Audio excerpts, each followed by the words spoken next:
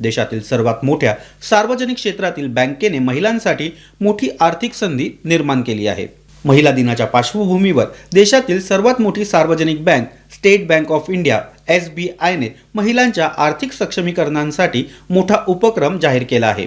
SBIने 500 दशलक्ष डॉलर म्हणजे सुमारे 4000 कोटीचा सामाजिक कर्ज निधी जाहीर केला आहे। हा निधी विशेषतः महिला उद्योजक, महिला नेतृत्वाखालील उद्योगांना उपलब्ध करून दिला जाणार आहे। या उपक्रमाअंतर्गत देशाच्या महिलांना व्यवसाय सुरू करण्यासाठी आणि उद्योग विस्तारासाठी आर्थिक मदत उपलब्ध करून देण्यात येणार आहे। अनेक महिलांना व्यवसाय सुरू करताना भांडवलाची समस्या ही भेडसावते। बँकांकडून कर्ज मिळणे कठीण जाते।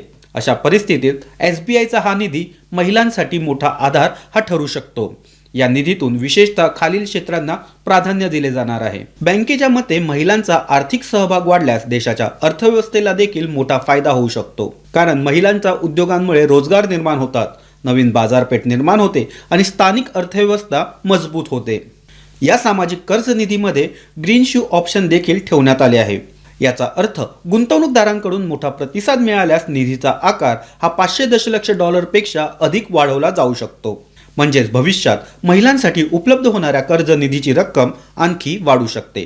तज्ज्ञांच्या मते हा उपक्रम भारतातील उद्योजकतेसाठी महत्त्वाचा टप्पा हा ठरू शकतो।